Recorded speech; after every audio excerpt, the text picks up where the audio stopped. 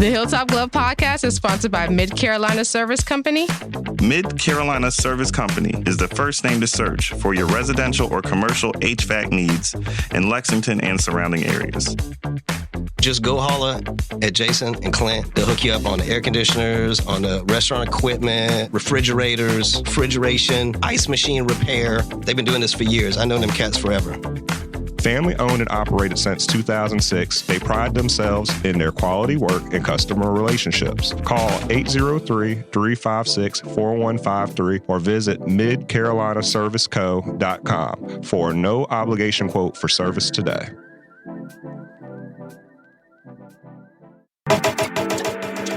The Hilltop Glove Podcast is sponsored by True Brilliance Entertainment. True Brilliance is a production, promotions, and management company dedicated to connecting artists and producers across the Carolinas to music industry professionals. Several of their clients have placements both domestic and internationally as a result of their services. Are you an artist or producer looking to build meaningful relationships within the music industry? Then True Brilliance is for you. Check them out at paramilitary.com. That's spelled P-A-I-R-A military.com. This episode of the Hilltop Glove Podcast is sponsored by Bob's. Bob's is a Columbia-based retailer of over 100 Black-owned products from 20 Black-owned businesses. Bob's offers a wide range of items from household cleaning, cosmetics, and everything in between. With every visit to Bob's, you support Black-owned businesses, giving them the opportunity to grow and establish connections with our community. Bob's is located inside the Noma warehouse at 2222 Sumter Street in Columbia, South Carolina. Visit their website, weshopbobs.com, for in-store pickup or to find out more. Bob's can also be found via social media on Instagram, Facebook, and TikTok at weshopbobs. When you stop by, tell them the Hilltop Glove sent you. Bob's brings quality Black brands to the Columbia community. The Hilltop Glove Podcast is sponsored by Red Rooster Sports Bar and Grill. Red Rooster is your neighborhood bar and grill serving the best wings, burgers, and baskets in the Met. Like the amazing food, the bar is always on tap, and there's plenty of screens to watch the big game. Red Rooster is the Midland's premier meetup spot for local car and bike clubs, fraternities, and sororities. Staff is dedicated to accommodating all kinds of parties and events. If you're looking to catch a game, have a bite, and a drink, look no further than the Red Rooster. Red Rooster is located at 7500 Wilson Boulevard, Columbia, South Carolina. For more information, visit redroostersportsbar.com or visit them on Facebook and Instagram at Red Rooster Sports Bar. Go where the winners go.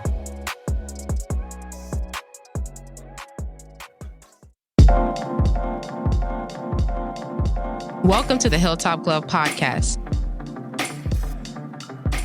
Welcome to the Hilltop Glove Podcast. Welcome to the Hilltop Glove Podcast. Welcome to the Hilltop Glove Podcast.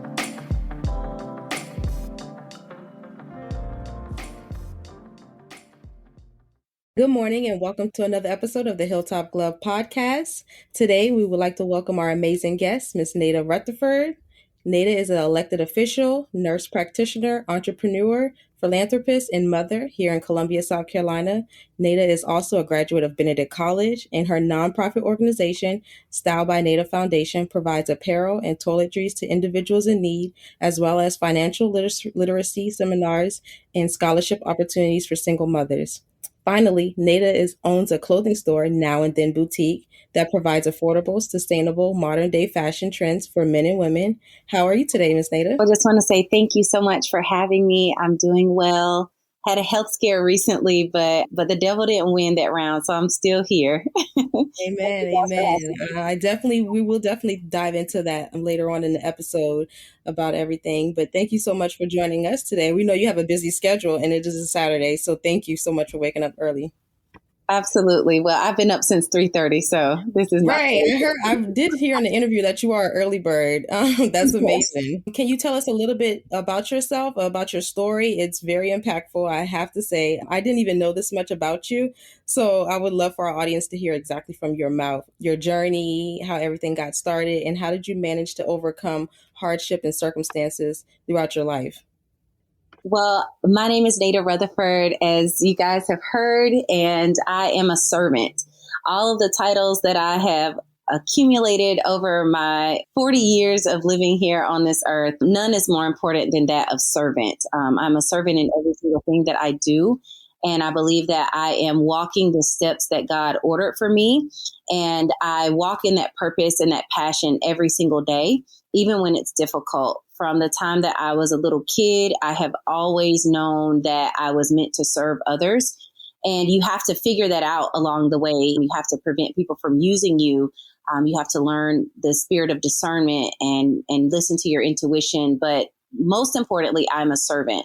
I grew up as a ward of the state in the foster care system in the state of Florida. I was left in a crack house at a very young age. My mother lost her parental rights. I have no idea who my father is, probably will never know, and that's fine with me. But I've endured a lot of hardships to get to where I am today. And I want to encourage our listeners today that you don't have to look like what you've been through, but you don't have to be strong all the time. I want people to understand that my strength comes from my ability to be soft with myself, to be kind to myself, and to be weak when I need to be weak. So that's in a nutshell who I am. That's amazing. Like, you've overcome so much. As a Black woman, I'm very proud of you. I have to say that. So you said you were born in Jacksonville, Florida. How did you actually get to Columbia, South Carolina?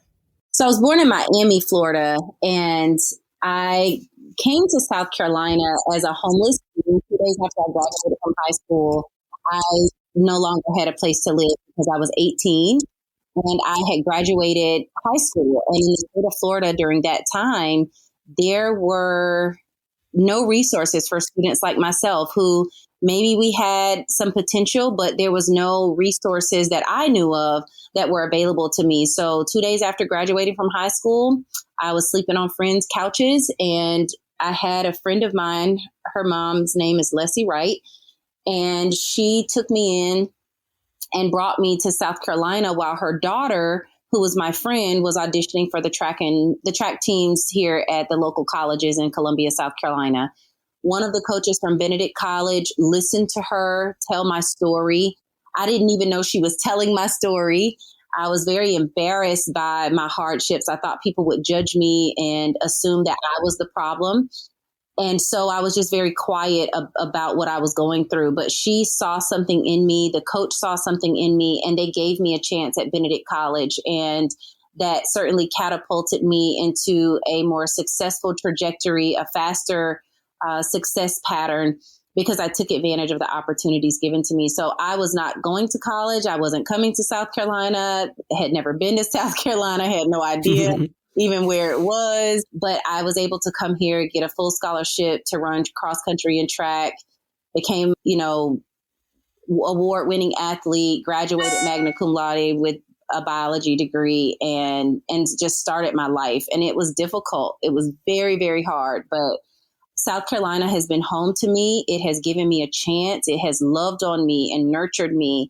And so while I always say I'm from Florida, South Carolina is definitely home. Wow. It is. Yeah. Wow. So, I mean, you mentioned a little bit about feeling embarrassed about the situations that you came from and kind of trying to hide that. And that's kind of like classically what we think of as a trauma response that we see in ourselves as adults, particularly being in kind of helping fields and things like that. Someone mentioned to me the other day that if you feel embarrassed about your own situations, like if you feel guilt about things that you need, then you can't help somebody else without putting judgment on them. Does that make sense? Oh, absolutely. And I'll share this small little tidbit with you guys. There was a time where I was so embarrassed about the trauma that I experienced, sexual abuse, physical abuse, mental abuse. And I thought that it made me a bad person to have gone through those things. And so when I started to share, I'll tell you, there's a fine line in this. So there's the shame and embarrassment, And then there's the oversharing of your story because you think that if you can lead with your pain, then maybe people will have more grace with you. And so I went through a period especially during my college years, where I kind of led with that pain. Like, hey, you don't have to dislike me because I was a foster kid. I don't have a family. I don't have parents. I don't even have money, Right. And it took me until I got into my 30s, honestly, to understand that I don't have to lead with pain, that sharing my story is my prerogative and I can share it at my leisure, and that I don't have to share my story with everyone, because sometimes listening ears become talking mouths, and people will share things about your life and things that you hold dear to you about your experiences and your trauma, and they will use that for gossip. So when I say I had to learn the spirit and the feeling of just in my 30s, I grew up in my 30s, and I tell people that all the time, like somewhere in my 30s, I just became grown. And I was no longer this little kid who was afraid to be vulnerable. I allowed the vulnerability, but I had to learn to tweak it and to work with it and to figure out how to share my story in a way that was beneficial to others, but not re-traumatizing myself. Mm-hmm. Yes, that's very important. Yeah, that's a great way to look at it and put it, because a lot of people think vulnerability is, they shy away from that. So the fact that you embraced it, did you have any influences that helped you or guided you throughout this whole journey? I'm asked that question quite often when I do interviews like this. And I don't mean this to sound like cocky or arrogant. I am my own muse. Like, I am my own inspiration. And I know that may sound crazy. Like, yes, we read things that are inspirational. We meditate, we do different things. We meet people along the way. But the reality is that I inspire myself to be my best self. Like, no one can encourage me the way that I encourage myself. And so, yes, I've had people in my life who have been, certainly during some of the darker moments, to say, hey, you got this. But that really lies within us. It's like addiction. People who have the disease of addiction, they could have the best support system, but until they are ready to kick that addiction, no amount of support is going to help them. Now, you can help them as they help themselves. So for me, I have helped myself. Like, yes, someone gave me the opportunity to go to college, but it was me that got up at 3:30 every morning to make sure that I made it to my 4 a.m. practice on time. It was me that borrowed my friends' school books to study because I couldn't afford my own. And that took discipline, and it took sacrifice, and it took, not having fun sometimes, and working 6 jobs to be able to buy myself simple things like toothpaste and deodorant and pads. It was in me. So yes, I have the Spirit of God guiding me. I have inspirational things that I read, but truly, it's been me. That's amazing. You got that drive in you. I can see. One of the things, that our generation kind of is very conscious of is that when we become parents, that we want to be very, very, very conscious, very selective about what we instill in our kids, and try to correct some of the things that we view as mistakes from past generations in our family, but still trying to retain those things that we felt were necessary. And you're coming from a foster situation. What are some of, like, how do you manage that as a parent? What are some of the parenting techniques that you kind of like try to get to with your kids? I think that's such a great question. And I'll tell you this, when you've experienced the type of trauma that I experienced, you have to unlearn behaviors that seem normal to you growing up.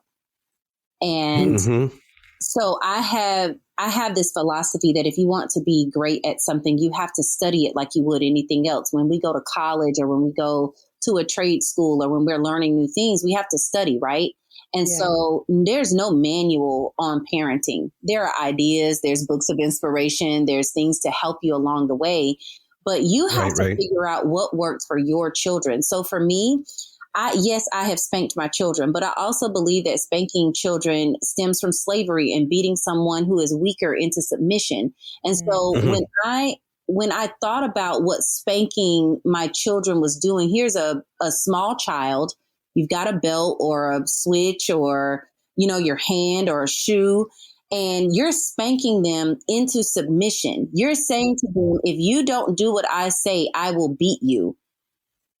And You're like, teaching them that that's how the world works too. Is that like it is power and dominance over your willpower, and your body will be broken if you have that willpower within yourself. yes. And so like my oldest son, he was a terrible baby. I tell him this all the time. Like, he cried all the time. I wanted to throw him and me out of the window. Like, I mean, he just was a crying baby. Nothing was wrong with him, it seemed. He just could not be comforted. And I think I was nervous. I was anxious. I think I was, displacing that onto him because of my lack of sleep and tiredness and all those things. And I was married at the time when I had children. So I had a great support system. But because of how I grew up, I thought that asking for help meant that I was weak. I thought asking for help meant that I wasn't a good mom. And remember, I don't have a mom or an aunt or a grandmother or a cousin who I could call and lean on. It was solely my ex-husband's family. And so that felt very isolating and odd. And they didn't agree with some of the things that I wanted to do, like simple things like breastfeeding. I wanted to breastfeed my children. And it wasn't that it wasn't supported. It was just, gosh, you could just give them formula. Like, I gave my kids formula and they're fine. But I really believe in the power of breast milk. And so it felt very isolating at times. But I'll tell you this. I stuck to my guns. I studied anything that I could find. And then I thought about myself. What were the things that were traumatic and damaging to me as a child? And I literally made a list. And I said, whenever I was hit, it was usually something that I could have been talked to about.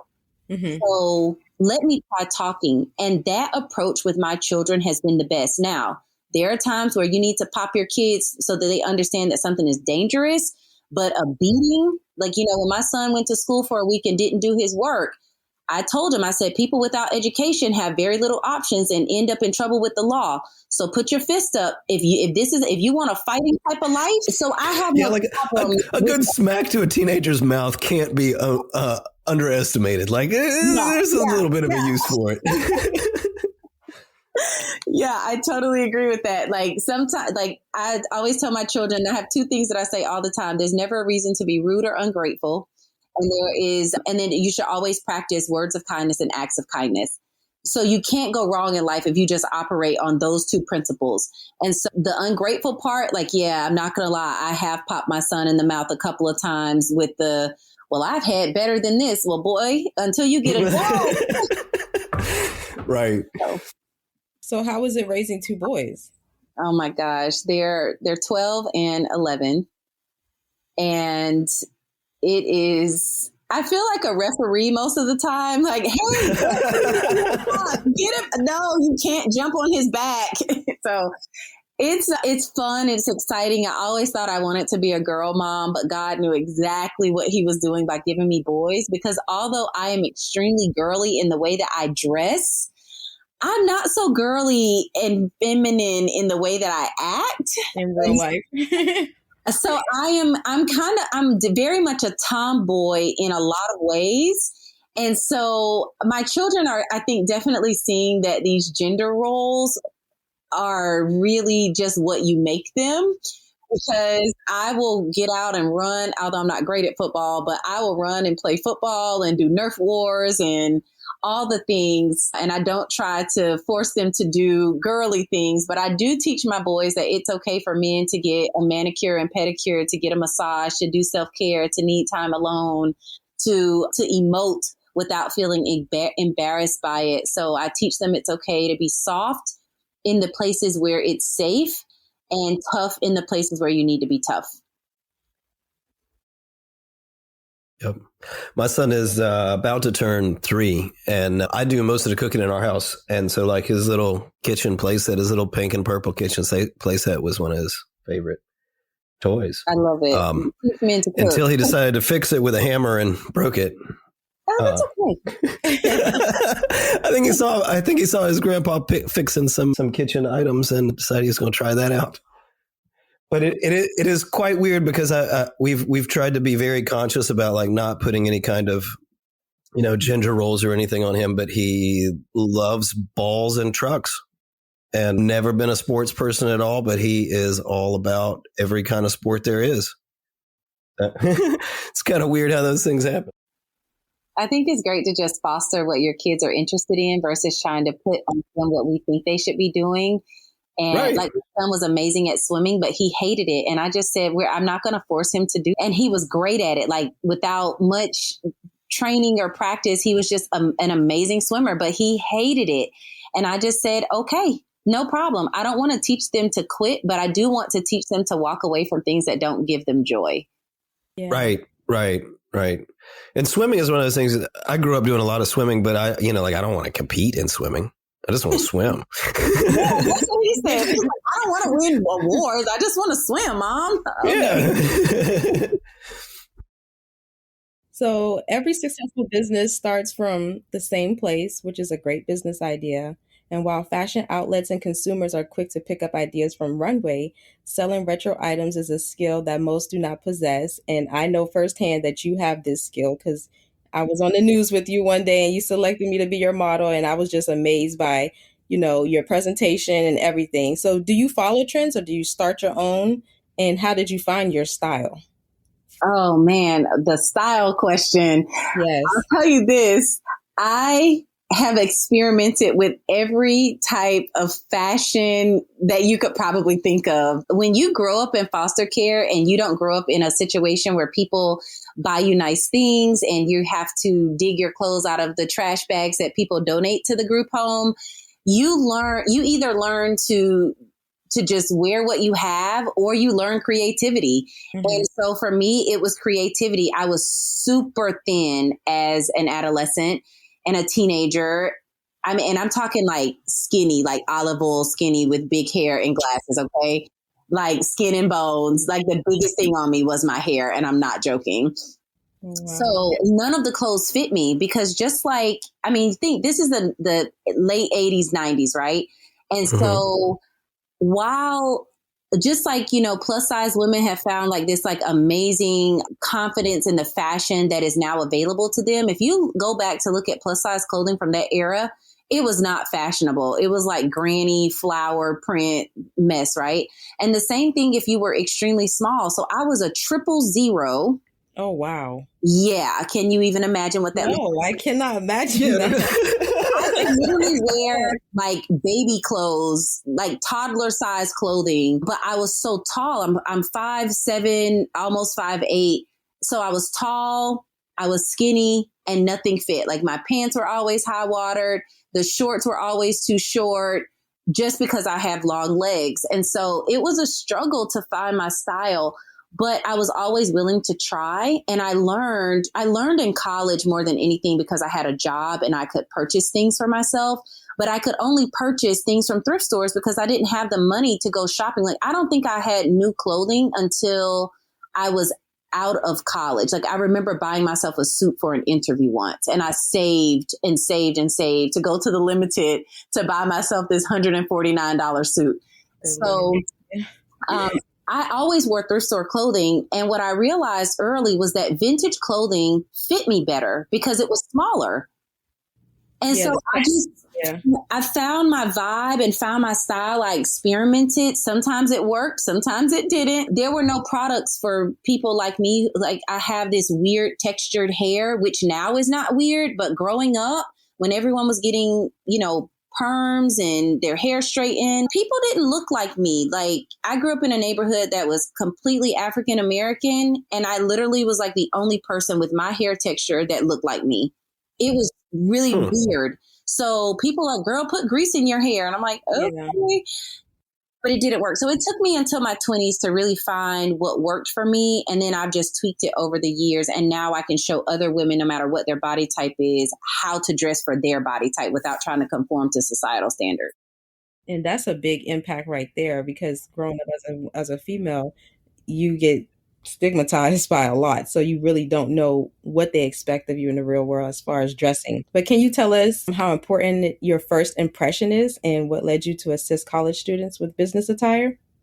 Absolutely. So I went to Benedict College. I was a student there, and I often did not have the things that I need, including clothing. And so other than borrowing from friends and safety pinning things and trying to make things work, I realized early on, like my freshman year, I would get invited to things because I was a good student, but I wouldn't go because I didn't have a business suit. I didn't have clothing that was business-like. And I was embarrassed, again, that shame that you feel for not having what everyone else has. So I wouldn't go. And it took me probably until the end of my sophomore year to understand that I was smart. I belonged there. I wasn't any different than the other students. I just had, some resource issues. So I started asking for help. I would ask people for their old clothes. I would go thrifting because first impressions are really important. It's like the way you dress and how you show up is more than your clothing.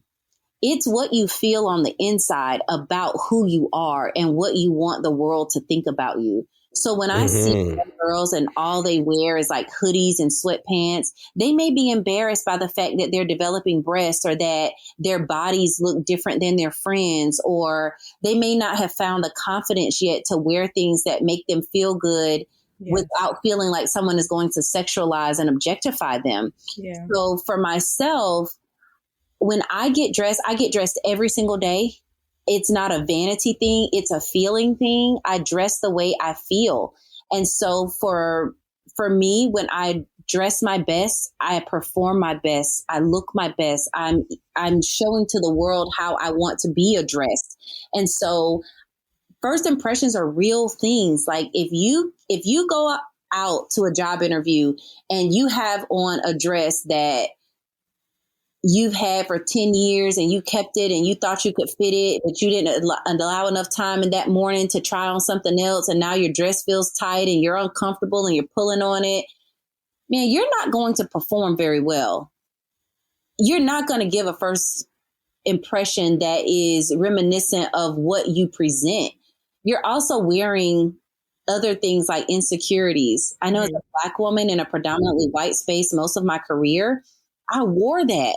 I can't be too aggressive today. I can't be too this. I have to laugh at this joke, even though it makes me uncomfortable. And we're wearing those things. We're uncomfortable in our working environments. So now I wear my whole authentic 100% self. And if that makes you uncomfortable, you might need to check the insecurities that you're wearing. So first impressions are huge. Love it. And I really try my best to make a great first impression. You make a good point, though, about, that it's not just about other people's impression of you. It's about generating that kind of exuberant energy within yourself. And I think that's something that we kind of forget about is that it is you can be wearing a hoodie and if it makes you feel that way, you can still have that personality that overwhelms people and kind of sweeps you along. But yeah, good works. So I have a question about your workplace environment. So with your clothing style and you being a stylist, have you gotten any compliments coming to work? Anyone just question where you got certain items from or something like that? I'll tell you, it's really interesting being in this space that is a predominantly male space.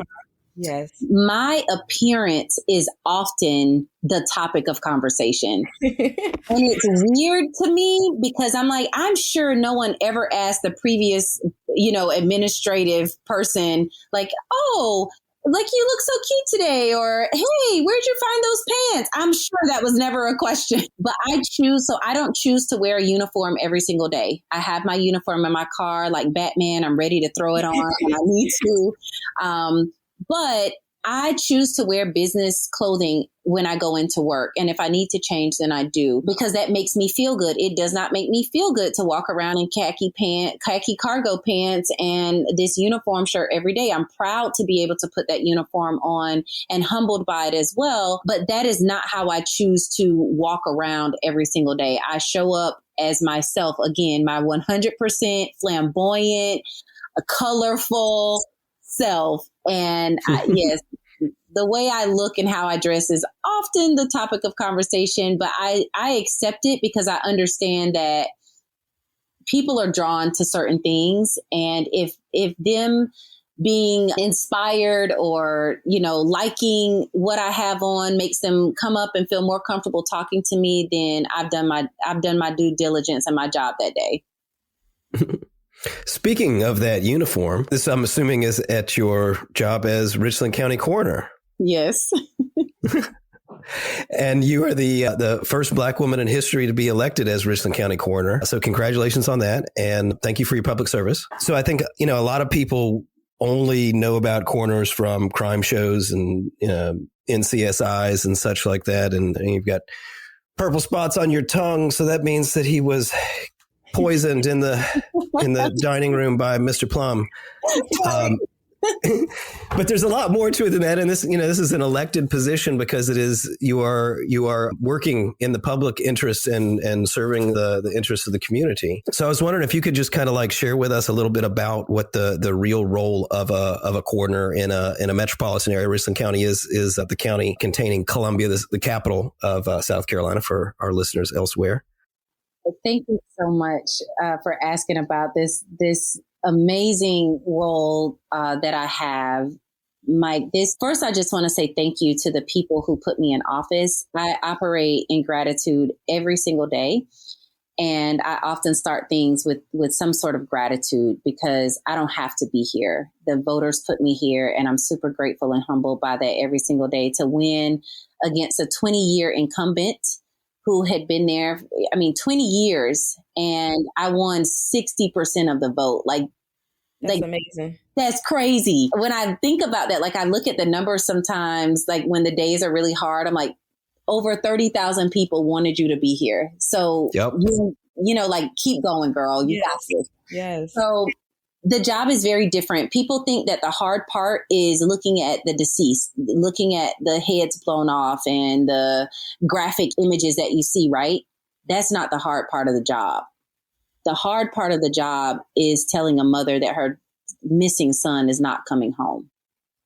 The hard part of the job is trying to understand that this family does not believe that their son ever did cocaine, but he was an avid user. It's difficult when someone commits suicide and the family is in denial and you meet with them no less than 27 times to show them why you came up with that decision. And I do it every time with grace and patience because I'm a mom and because I'm a lover. I'm a human who feels and understands and has compassion and empathy. And it takes a long time for some people to accept that their loved one is gone. So the hardest part of the job is not seeing the bodies or doing the death investigations or asking the hard questions, because that's the less glamorous side that people don't see, right? They are like, oh man, it must be cool to see some of the stuff you see. Yeah, there's a cool factor, but you still have to remember that this is someone, no matter how terrible they may have been in life, no matter how great they were in life, someone loved this person. Right. That's another being. Yeah.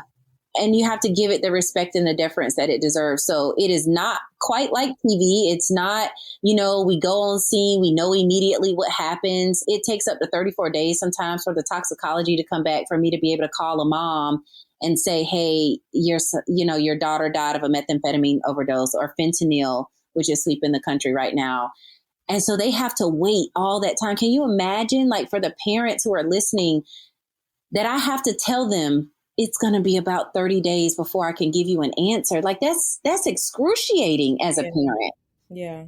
So your mind wonders. Yeah. So that is the hard part of my job. And so that's the part you don't see on TV, or you see it for 2 seconds and you don't realize that coroners like myself who care, we're sitting down with families for 3 and 4 hours at a time, going over autopsy reports, explaining the photos, explaining that, hey, yes, your child suffered or your husband suffered, or no, they didn't suffer. And let me show you how I know that. So it's the living that you're dealing with, and people just think about it as, kind of like a science thing, oh, you get to go and see all this cool stuff. But yeah, we do. But you also spend most of your time explaining to the living why their loved one is no longer there. But And I would do it every day. the role of coroner is also involved with kind of policy, right? And kind of influencing the kind of direction that public health in the county goes. Is that Yes. so? Not as much before, but now, like with me in office, I'm the first medical professional to ever hold this seat, Mike. And Wait a second. What now? Yes, I was about to ask that question next. Please tell us about the medical. How the hell does that happen? Oh, you guys don't know this history? No. Who does? I did my research. So I kind of know, but I would like for the listeners to know what medical, background you have. So I'm a nurse practitioner, and I don't practice as a nurse practitioner right now. But I was a board certified nurse practitioner, nationally board certified, and there was never a medical professional in the seat of Richland County coroner. There's been a photographer, a football player, a tax assessor, a couple law enforcement folks. How do they do the things? They just hire somebody else? Isn't that scary? I saw the article. It was like, it doesn't take a lot as your job title. No. I mean, granted, anytime it's an elected position, we see that happen with sheriff sometimes in places where the person who gets elected is just a person who decided to run. But I mean, I would expect that this is a very technical job that you have to have some skill for. That's crazy. Yeah, it is. And let me tell you, I'm investigating cases like old cases right now. Like we have an 11-year-old who her death was never investigated. Like child fatality, it's a federal law that there's a child fatality review, and they never even requested the medical records for this child until like a year after her death. So it's scary to know that we've never had a medical professional be in this seat. Like it's scary because what things were missed. Right. Yeah. How many cases, how many people were like sent to jail on evidence that was not collected? Goodness. Yeah, it's scary. Well, I'm glad we have you there now. Right. Thank you. Right. Thank you. Oh my gosh. Goodness. So what are some of the things that you're trying to accomplish now that you are there? So the first thing that we needed to do when we got into office, because there was no transition, the person who was there for 20 years was pretty upset that I won. And so I think they really just underestimated me and assumed that because I had a fashion business that I wasn't smart. I was like, I have 4 college degrees, but okay, cool. No problem. Take that. Mm-hmm. Yeah, I mean, it's crazy. And one of them's medical. Yeah. It was funny because people really were like, what qualifies you to be the coroner? And I was like, you realize the current person only has a high school diploma and has only had that high school diploma. Never mind. Anyway, I have several degrees here that qualify me, certainly. But some of the things that we're trying to do is, one, we have a coroner cadet program coming up. We're trying to get out into the community to reach students who were like myself. Maybe you come from a very underprivileged background. You have no idea that different career fields exist besides what you see on television and social media. So one, I want to introduce the world of death investigation and science and ballistics and understanding, blood patterns and how they may happen. And so introducing, critical thinking in the terms of death investigation to the community in a way that's fun and informative. We are recording sessions that will teach our community about being prepared for the unexpected. It's called #BeReady. And it's the concept of if you're ready, if you stay ready, you don't have to get ready. So teaching like estate planning and understanding all of the caveats that go with unexpected death and loss, and being prepared for those things. So hopefully you guys will have me back so we can share that with you. But we have I'd love to. Health initiatives where we're noticing certain trends in certain zip codes. So if we're noticing in the Hopkins area that there's a large amount of people dying for hypertensive or atherosclerotic cardiovascular disease, we put in some measures in place as the coroner's office to be able to show someone what a heart looks like that has that type of disease. Like, here's what's happening inside of your body every time you put the fatty fat back in your mouth. It's delicious, but it's also causing this to happen. So explaining to people and showing them in real time what things look like internally, so that maybe it encourages them to take their antihypertensive medications, encouraging them to take their insulin and watch their sugar levels and understand what diabetes means and what can happen. So I'm coming at it from very much a healthcare standpoint, but we're also adding in that investigative piece for people who may be interested in careers such as this. That's a great approach. It is. And you know what I like about it most? I'm not an anti-science person. I fully respect science. I'm just not a fan of doctors per se, but I love nurses. Because nurses know the things, but are not arrogant, dominant assholes about it. We have some great doctors out there. I'll say that. Oh, I know.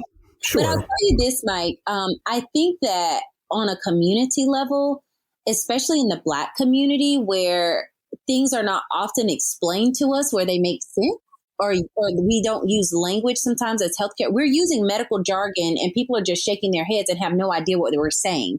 And so for me, for my 15 years in healthcare, that was my goal, to advocate for patients and make sure they understood why they were taking something, what it meant for them, what it meant for their body, and then also how does it affect your life, your everyday life. So I remember being in my nurse practitioner program, and I was shadowing a doctor. He was amazing, took great care with his patients.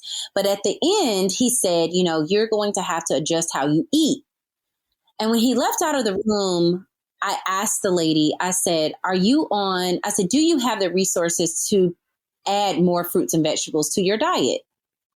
And she just kind of looked, and I said, listen, Hey, I'm not trying to get in your business, but are you on a fixed income? Like, how much money do you spend on groceries a week? Like, I want to help you. Because you're a nurse. Well, that's true. But she only had $30 to spend on groceries every week. Wow. So fresh fruits and vegetables are expensive. Yeah. And so what I said to her was, okay, if you can't buy fresh, then buy frozen. Try to avoid canned because the sodium content is so high for the preservation of that item. So try frozen. And this lady, I was able to see her one more time before I left. And she said, it works. I never thought to buy frozen vegetables. Yep. And it's something so simple like that, where you just understanding how our minds work, that you can relate to people on a different. I've also been poor. So I know what eating canned vegetables every day, because that's all you can afford, because it's 57 cents. Mm-hmm. I know what that life is like. I know what it's like to eat saltine crackers from the salad bar at work because they are free, and putting lemon in your water with those free sugar packets to make lemonade. I know what it's like to have a very limited income. So when I see patients, I don't assume they have resources. I ask. Right. Mm-hmm. Mm-hmm. That's wonderful. But I think the key part of it is that, if medicine is looked at like a lab experiment, then you're trying to control all the variables, and the craziest variable out there is the patient. And so, if you come at it from that perspective, then you're always fighting the patient because they're the thing screwing up your experiment. But if you come at it from a perspective of that the patient is in charge of this, and I'm trying to give them all of the tools and resources and information that they need to take care of themselves. And that sounds like the direction that you're coming from with some of these programs. Is like, here's what heart disease looks like. This is why you don't want to eat barbecue every day, because it's a problem. Mm-hmm. But barbecue is delicious, and you can have it sometimes. But right. I want you to understand that if you're eating this way every single day, this is what you're doing to your body. And I think that most of us are visual, right? Like, if I see something, I'm like, wait, that's what my heart looks like? Right. Ew. Oh, yeah. I remember going, into the vet's office, and they have those little plastic models of heartworms, and it always freaked me out. I was like, yes, I will take the heartworm pills for my dog. Here, have these. Right. So between being a mom, a coroner, and a business owner, you obviously juggle a lot, and being on call 24/7. How do you find time to have self-care and balance and time management? So time management is key, and understanding that things you prioritize. So I always say this, there is no balance.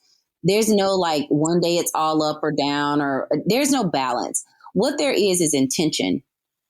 So I intentionally schedule time with myself. I intentionally take myself on dates. I intentionally take time to exercise. I intentionally take time to spend with my children. And if I just so happen to not have a super crazy day, I take advantage of it. So whether it's just going for a 5-minute walk to clear my head, or because I have heavy conversations all day long, I need quiet time. Yes. I need time to just not talk and to be like, you know what? Yes. I don't feel like using my brain. Yeah. And it's relaxing to me to like get dressed up, to take pictures. You know, I've received a lot of criticism for that with my social media. You know, like I've been called the Barbie corner and corner bay and, you know, just all these things. It's so funny to me that people look at my appearance and I guess objectify it in some way. But for me, it feels good to you dress like up. clothes. You can't be smart. Right. Like, oh, wow. I can't have a brain and know how to put clothes together. Okay, cool. That's just a lot. That's just asking a lot. That's just asking so much. Oh my God. But you are a walking superhero, literally. No, man. I'm just a regular girl who has figured some things out and still, and I'm smart enough to know that I don't have it all figured out. I ask for help and I schedule time. That is the biggest thing. Like if your listeners don't take anything else away from this conversation today, I hope they take away to schedule time for yourself and stick to it. Just like you would stick to the meeting where you're making the pitch for the next big project to put those coins in your pocket. I hope that you're also taking time to put that mental currency that you need for a rainy day to be able to handle the heavy things of your life. I hope you're scheduling that time just as seriously and sticking to it. So absolutely. That is a balance. I think. Was there ever a time where you felt overwhelmed with your responsibilities as far as being a corner, a mom, or a business owner? Hell yeah. Wait, can I? Like every day. I hope y'all don't have to bleep that out, but listen. No. Listen to me. There are moments that are so overwhelming that I have to sit in a dark room and just cry. Okay? I am not ashamed to say that. There are moments where you're just like, wow, this is really my day today. And so I am overwhelmed when I'm not organized. Mm-hmm. So that's one of the biggest lessons that I've learned in the last 4 years of my life. When I feel overwhelmed, it's because I'm unorganized and I have not prioritized properly. Mm-hmm. So if I have that feeling, I take a look at my schedule and I say, okay. And my deputy chief, her name is Ovita Wilson. She's amazing. I love her. Shout out to Ovita. She has learned in this year to say, you know what? If you have this many meetings on your schedule, she'll schedule me time off. Like she'll be like, no, you have lunch right now. I'm like, I have lunch. She's like, go in your office and close the door. Got it. Okay. You're right. Or she'll say, you know what, Corner, I think that you need a moment before you talk to this next family. Mm-hmm. And she'll tell the next family, hey, I need you to give the Corner a moment. She just finished with a family, allow her to recenter and refocus. And people appreciate the transparency and the honesty. Yeah. Yes. I was just about to say that. I love your transparency. Yeah, I'm transparent, man. Like I don't have anything to hide. And so if I need a break, I take a break. Right. Well, and I think what we learned from the other generations that didn't do that was you just had all this stuff spewing out all over the place. Mm-hmm. Like people were just getting angry and flipping out on people for no reason and no explanation. Nobody knew what the hell was going on. And nowadays we're kind of like, well, look, it's not you. I'm going through some shit. Give me a second. Right. But the other thing, and this was something I've learned in the last decade of my life, my testimony doesn't have to be a badge of honor. Like, I don't have to wear that like it's a badge of honor. Like, I can sit that down and not carry that and wear that every day. Right. So I think before, there's this whole strong Black woman narrative out there and this rhetoric that, you got to be a strong Black woman. Sis, I'm tired and I'm going to rest. And I don't have to struggle through these moments. Like I was sharing with you guys at the beginning, I almost died the first week of January, like 2022, like a few weeks ago. Like I almost died, like heart needed epinephrine to keep going type die. Okay. This was COVID related? It was COVID related, but it wasn't. My son got COVID. I was taking care of him. I was being super careful. I'm triple vaccinated, all the things, right? Mm-hmm. And I almost died. And I'll tell you what almost dying will do to your perspective. Change it. Doesn't it? Yeah. It will change it. And I said, I'm pretty good about being intentional about self-care and all of those things.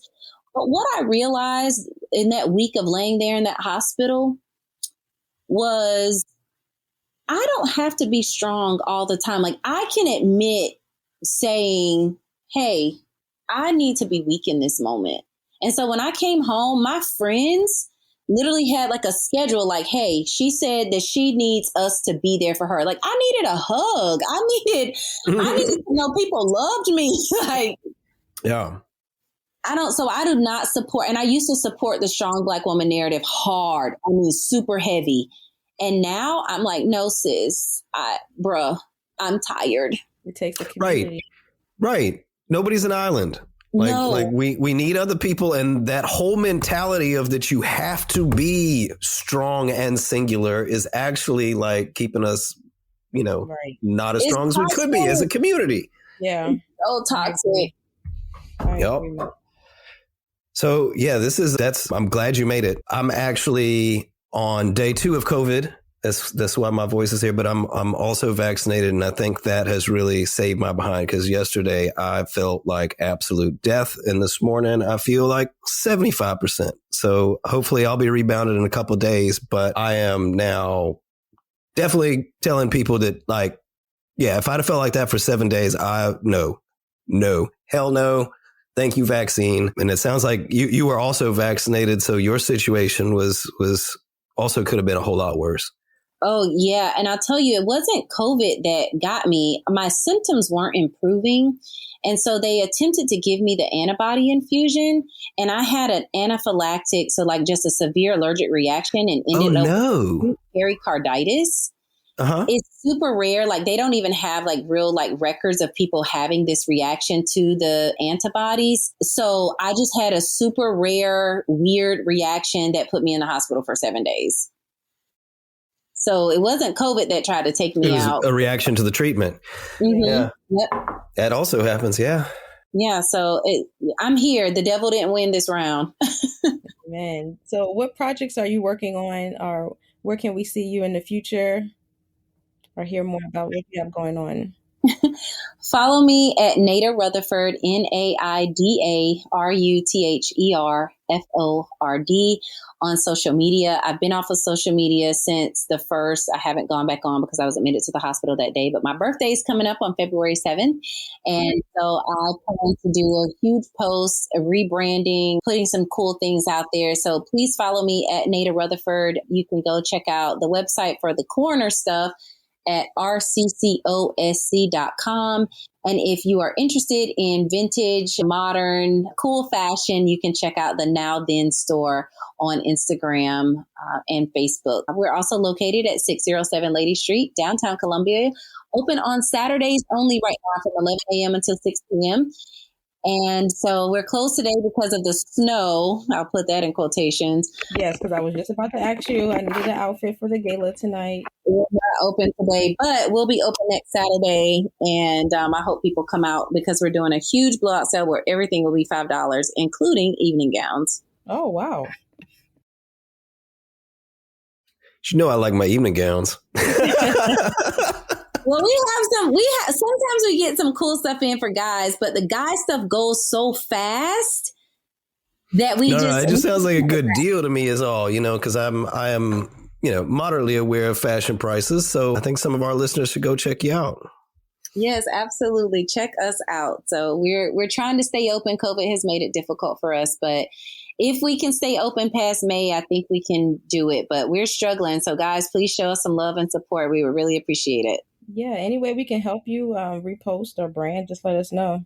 I sure will. Thank you so much. No problem. Thank you for joining us. Mike, you have any other questions? I'm good to go. Thank you so much for your service, and thanks for coming on the show. Seems like you're doing good work in the community, and that's something that we like to acknowledge and support here, and it's kind of what we're about. Thank you guys so much for having me. I'm so honored and humbled every single time someone wants to hear my story, especially in a forum like this. So thank you so much for allowing me to show up as my authentic self and to share with your listeners just a little bit about what we do at the coroner's office and who I am. So thank you. You're welcome. No problem. So I'm just going to call that a wrap. And thank you, everybody, for tuning in to another episode of the Hilltop Glove Podcast. We'll see you soon. That's it for today's episode of the Hilltop Glove Podcast. Make sure to subscribe to us on Apple Podcasts, Google Podcasts, and other platforms. Also follow us on Instagram and Facebook at Hilltop Glove.